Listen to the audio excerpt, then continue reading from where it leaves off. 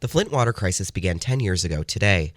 The public health disaster started after emergency manager Darnell Early changed Flint's water source from Lake Huron and the Detroit River to the Flint River. The city's water changed in color, taste, and smell almost immediately. Local leaders failed to apply corrosion inhibitors to the water, which caused lead to leach out of aging pipes. It exposed about 100,000 people to elevated levels of lead. Up to 12,000 of those people were children. Then President Barack Obama declared a federal state of emergency in the city in 2016, 6 months after the water had been switched back. And even though the scope of the response looks sort of like the efforts we're used to seeing after a natural disaster, that's not what this was. This was a man-made disaster. This was avoidable. This was preventable. The 2016 emergency declaration helped the city secure a clean water source, distribute water filters, and replace pipes. According to a 2020 report by the National Partnership for Women and Families, birth weights for babies born during the crisis were lower than average. They also say exposure to lead increased risk for hypertension among pregnant women, and children in Flint faced a higher risk of impaired cognition, behavioral disorders, hearing problems, and delayed puberty. By 2019, 1 in 5 people who lived in Flint during the crisis were estimated to have clinical depression. 1 in 4 were experiencing symptoms of post-traumatic stress disorder, and approximately 1 in 6 met the criteria for both depression and PTSD. Even though it's over, city officials are still working to restore trust with the people of Flint. More than 10,000 lead lines have been replaced with state-of-the-art copper pipes, and a newly renovated Dort Reservoir gets the water to homes and businesses. Plus, a high-tech chemical feed building has been installed to make sure the water meets the needs of Flint's water distribution system. As for legal action relating to the case, in November of 2021, a judge approved a $626 million settlement for people who were exposed to the lead-contaminated water. In June of 2022, the state Supreme Court ruled that felony charges filed against former Governor Rick Snyder, his health director, and 7 other people be dismissed. The charges were dropped in October. Former Governor Snyder had other related misdemeanor charges dropped in December of that year. And finally, in October of 2023, the prosecution team that was handling the case announced that it was officially closed. That came after the Supreme Court declined to hear an appeal.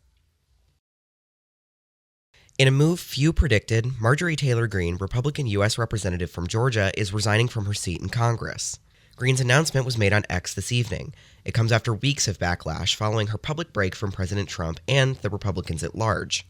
Currently in her 3rd term on Capitol Hill, Greene's tenure has been surrounded in controversy from the beginning, though criticism has historically come at her from the political left, as she made a name for herself as one of President Trump's most dedicated allies. That all began to change during the government shutdown, when Greene aligned herself with Democrats, lobbing sharp attacks at her party for their refusal to table the renewal of Affordable Care Act subsidies.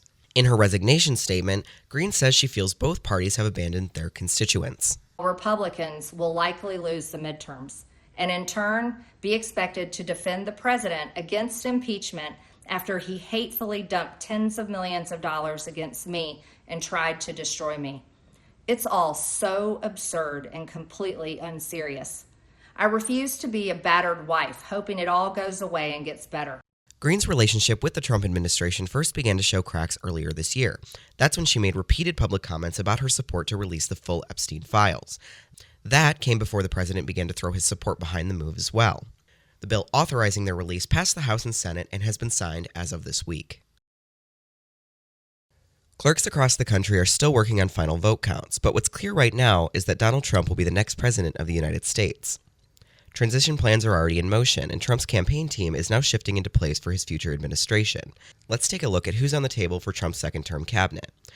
Susie Wiles, Trump's 2024 campaign manager, will be his White House chief of staff. She'll be the first woman to hold that position.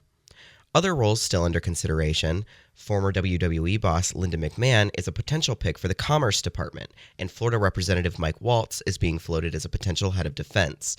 Right now, the Secretary of State seat has a lot of contenders, including Tennessee Senator Bill Hagerty, Florida Senator Marco Rubio, and Trump's former National Security Advisor Robert O'Brien. To understand what a future Trump administration could look like, it's important to look not only at his first term, but his 2024 campaign. 3 major focus points during Trump's most recent campaign, border security, deregulation, and de-incentivizing foreign manufacturing, will likely be top of mind as soon as he takes his place in the Oval Office in January. Rocky Rhys, a former Republican majority leader in the Michigan House and now political strategist, says that while Trump will need to focus on those campaign promises, he will also need to work towards unifying a sharply divided country. This is his last and only hurrah.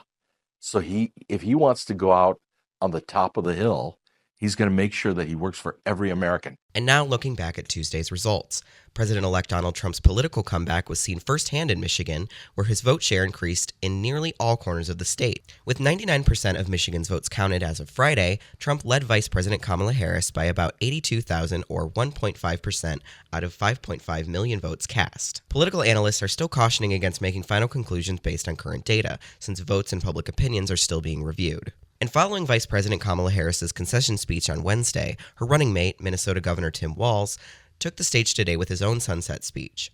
Walz urged supporters who are feeling upset about the loss to take care of themselves. The Harris-Walz ticket won Minnesota by nearly 138,000 votes, but he also addressed fellow Minnesotans who voted against him and Vice President Kamala Harris and said they deserve to be heard. As long as I'm governor of Minnesota, we'll be a state that respects democracy, a place where we're proud of our civic debate and where we don't demonize people who disagree with us. Walz has 2 years left of his second term as Minnesota's governor. There are no term limits for governors there, but he's not yet said whether he'll run for a third.